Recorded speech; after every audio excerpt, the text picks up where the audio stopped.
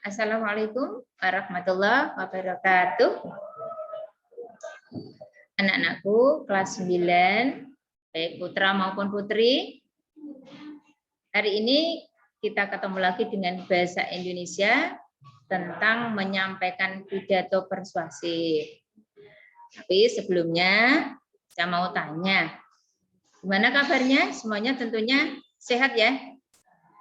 Walaupun pada masa pandemi seperti ini, kita tetap belajar dan tetap menerima materi bahasa Indonesia. Tetap semangat. Jangan lupa protokol kesehatannya tetap dijaga, tetap dilaksanakan. Oke. Terima kasih anak-anakku. Ya, kita mulai pada kali ini materi kita menyampaikan pidato. Sebelum dimulai harus kita baca basmalah terlebih dahulu. Ya, Bismillahirrahmanirrahim. Terima kasih. Ya. Sekarang pada kali ini tentang menyampaikan materi pidato persuasif. Pidato persuasif. Kita harus tahu dulu pidato. Apa itu pidato? Mestinya kalian sudah tahu pidato. Sering-sering dengar kata pidato. Tapi apa sih sebetulnya pengertian dari pidato itu? Nah, mesti harus tahu. Kalau tidak tahu nanti ditanya orang pidato itu apa ya? Malah nggak bisa jawab. Sekarang apa sih yang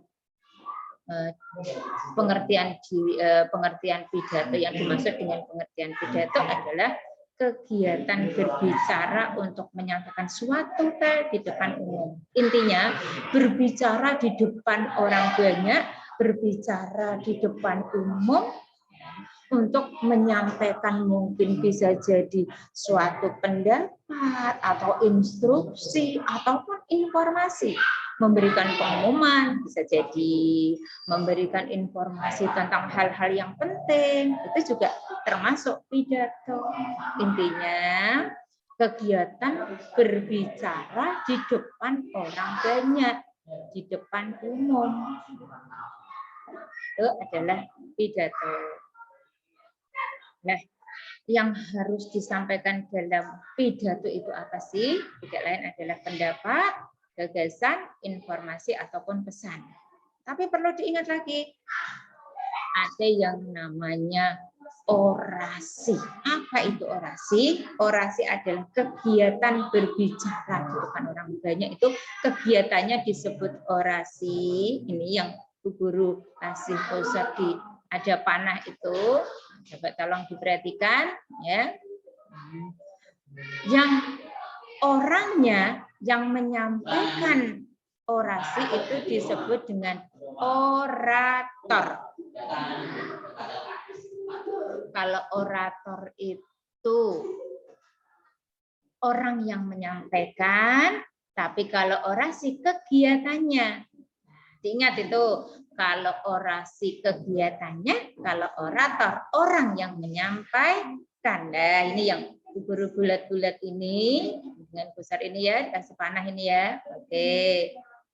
Kalau sudah paham, yuk kita lanjut. Nah, di sini ada pidato persuasif. Apa itu pidato persuasif? Kalau pidato tadi sudah tahu, sekarang persuasif. Guru kasih tahu, persuasif tidak lain adalah membujuk atau menghimbau. Bahwasanya pidato persuasif di sini merupakan pidato yang berusaha untuk membujuk secara halus atau mengajak para pendengar maupun pemirsa menyampaikan pendapat, gagasan, dan alasan yang jelas serta masuk akal dan dapat dipertanggungjawabkan kebenarannya. Jadi anak-anakku, kalau berbicara di depan orang banyak, ya, jangan asal-asal, jangan asal bicara, jangan kayak orang yang membual, omong kosong, tidak boleh. Kita harus punya bukti dan alasan yang kuat dan masuk akal. Anak-anak di rumah pernah ya berbicara di depan orang banyak? Mungkin hanya menyampaikan sesuatu hal yang singkat, bisa jadi. Ya. Paling tidak kita bisa menyampaikan pendapat maupun gagasan. Tapi ingat, yang harus diingat adalah harus disertai dengan bukti serta alasan yang kuat. Tidak boleh asal-asal ngomong, askun, asal bunyi, tidak boleh. Harus ada dasarnya. Gitu ya. Selanjutnya, pidato persuasif merupakan bagian dari eksposisi. Apa itu eksposisi? Eksposisi adalah isinya tentang ilmiah, ilmu pengetahuan. Bahwasanya pidato persuasif itu bagian dari teks eksposisi.